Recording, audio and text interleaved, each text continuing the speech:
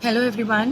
मेरा नाम कृतिका सिंह है। मेरी पिछली वीडियो जिसमें मैंने अपनी कोविड जर्नी आप सबसे शेयर करी थी, वो देखने के बाद काफ़ी लोगों ने मुझसे बहुत सारे सवाल पूछे थे और हर एक को इंडिविजुअली जवाब देना मेरे लिए बहुत मुश्किल हो रहा था, जिसके लिए मैंने आज एक नई वीडियो बनाने का डिसीजन लिया, जिसमें मैं सबसे मोस्ट कॉमनली जो लोगों ने मुझसे क्वेश्चंस पूछे थे उनमें से 8 क्वेश्चंस मैंने शॉर्टलिस्ट करे हैं जो सबसे ज़्यादा पूछे गए, उनका जवाब मैं आज दूँगी। सो द फर्स्ट क्वेश्चन जो मुझसे काफ़ी लोगों ने पूछा था कि कोरोना के पीरियड में आपका मेंटल स्टेट क्या था और आपने कैसे हैंडल किया। तो पहली बात मैं आपसे ये शेयर करना चाहती हूँ कि जब आपकी रिपोर्ट्स कोरोना पॉजिटिव आती है तो आपका मेंटल लेवल और आपकी पूरी फैमिली का मेंटल लेवल बहुत ही ज़्यादा ख़राब हो जाता है। आप लोगों को समझ नहीं आता कि अब क्या करेंगे हम।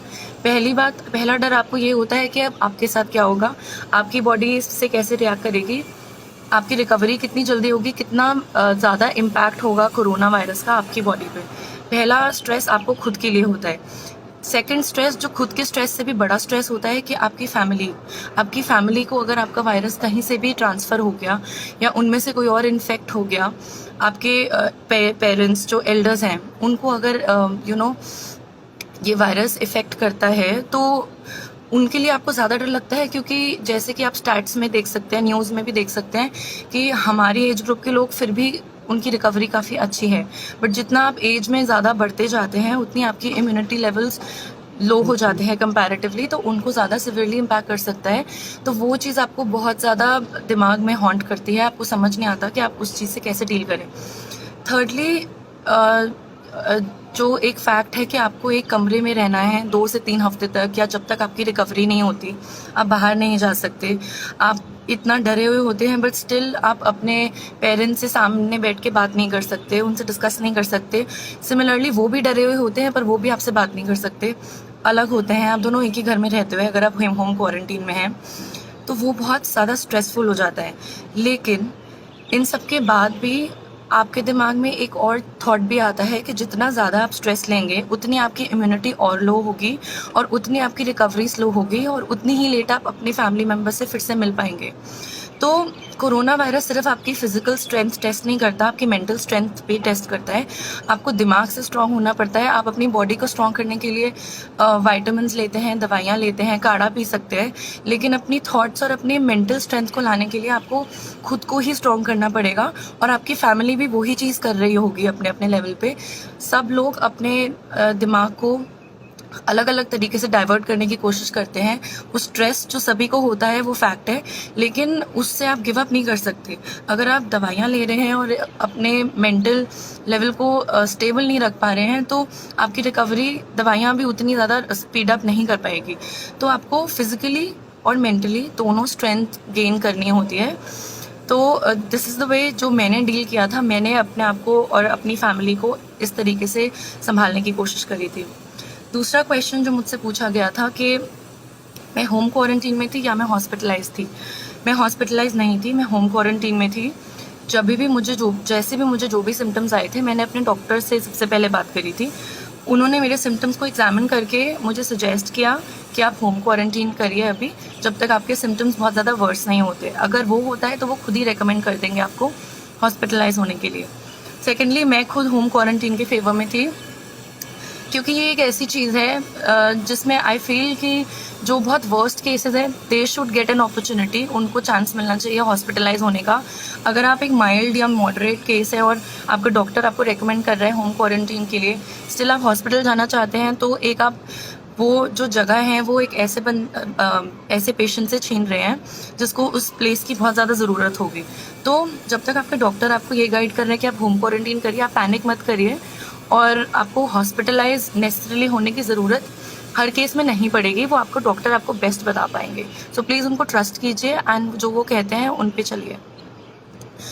थर्डली, कॉस्ट ऑफ ट्रीटमेंट था जो बहुत लोगों ने मुझसे पूछा कि खर्चा कितना हुआ कोरोना वायरस के ट्रीटमेंट के लिए। बिकॉज मैं हॉस्पिटलाइज नहीं हुई थी तो मैं आपको नहीं बता सकती कि हॉस्पिटल का कितना खर्चा आता है, क्या आपका टोटल बिल हॉस्पिटल जाने में जो भी बनता है वो मैं आपको नहीं बता सकती। बट होम क्वारंटीन में ज़्यादा एक्सपेंसिव नहीं होता।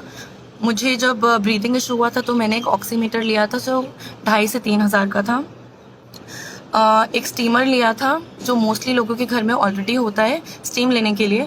अगर स्टीमर आपके घर में नहीं भी है तो आप एक घर में अपनी किचन से कोई भी बड़ा बोल ले सकते हैं, उसमें गर्म पानी डाल के और अपने सर को किसी कपड़े या टॉवल से ढक के भी स्टीम ले सकते हैं, तो आपको वो भी लेने की ज़रूरत नहीं है। तो होम क्वारंटीन में इतना खर्चा आपका आता ही नहीं है।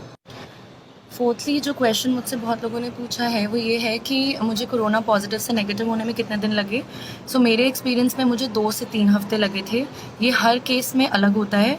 कुछ लोगों को बहुत जल्दी सिम्टम चले जाते हैं, कुछ लोगों को टाइम लगता है। So I think I was one of them.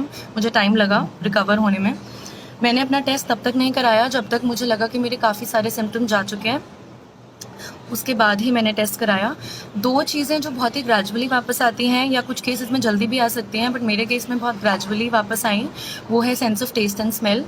जब मैंने सेकंड टाइम टेस्ट कराया था तो मेरा काफ़ी हद तक वापस आ चुका था ये सेंस, बट 100% नहीं आया था और अभी तक वो 100% नहीं है, अभी भी कुछ कमी है उसमें। और जो आपको थकान फील होती है, फटीग फील होती है, वो भी बहुत स्लोली वापस जाती है। I still feel very weak but I am much better than before. So that's the amount of time I took to become corona negative.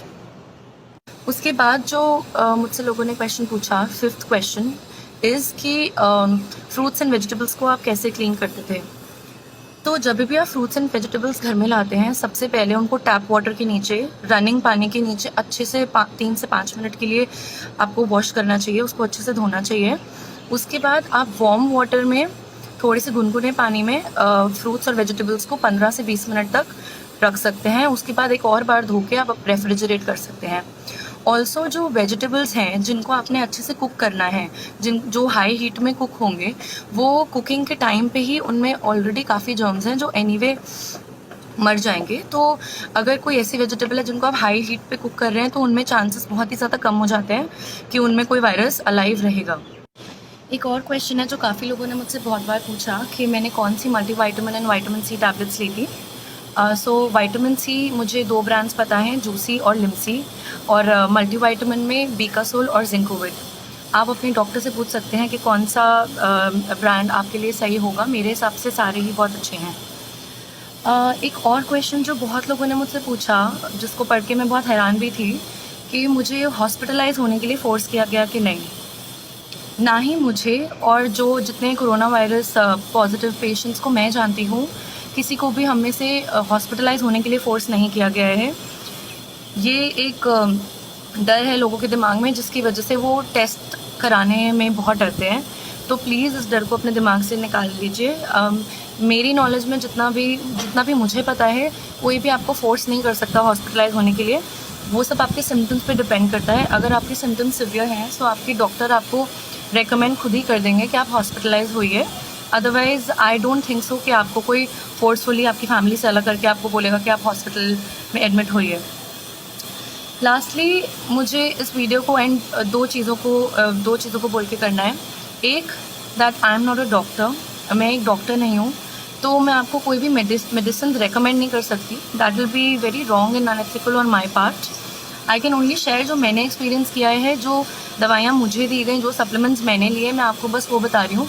आपको एग्जैक्टली क्या क्या चीज़ें लेनी चाहिए वो आपको बेस्ट आपके डॉक्टर गाइड करेंगे। So please talk to him. Lastly I would still repeat जो मैंने अपनी पहली वीडियो में भी बोला था कि please encourage people around you to come up and talk. अगर आप किसी को जानते हैं जो कि इस इन्फेक्शन से गुजर रहा है, once they recover, please ask them कि वो अपने एक्सपीरियंसेस सबसे शेयर करें। We have to normalize talking about Covid, only then लोगों के दिमाग से ये डर निकलेगा। जब तक हम इसके बारे में बात नहीं करेंगे, एक हवा बना हुआ है लोगों के दिमाग में जो कि उनको डराता रहता है, क्योंकि कोई इसके बारे में बात करने को रेडी ही नहीं है। ऑन द कॉन्ट्री लोग इसको छुपाते हैं। तो प्लीज़ इन सब चीज़ों से मत डरिए कि आपके घर के बाहर कोई पोस्टर लगा देगी गवर्नमेंट आके, या आपके घर का जो एरिया है वो ब्लॉक कर दिया जाएगा। लोगों को ये बहुत स्टिग्मा फील हो रहा है, जो कि बिल्कुल नहीं होना चाहिए। जैसे और बीमारियां होती हैं, ये सिर्फ एक वो बीमारी है जिसका ट्रीटमेंट सबको चाहिए। तो इसमें कोई डरने की बात नहीं है या फिर इसको अपने दिमाग में बिठाने की कि ओ माय गॉड हमें कोविड हो गया, अब तो हमारी ज़िंदगी ख़त्म हो गई, ऐसा कुछ भी नहीं है। प्लीज़ इसको थोड़ा सा नॉर्मलाइज कीजिए, speak about it, discuss about it, तभी और लोगों को भी आपके एक्सपीरियंस से हेल्प मिलेगी। And similarly you also need to know कि और लोग क्या गो थ्रू कर रहे हैं practically. So please talk about it, we do need to normalize it, and I would urge everyone to come up and speak up their experiences. Till then, please stay safe and stay healthy. Thank you.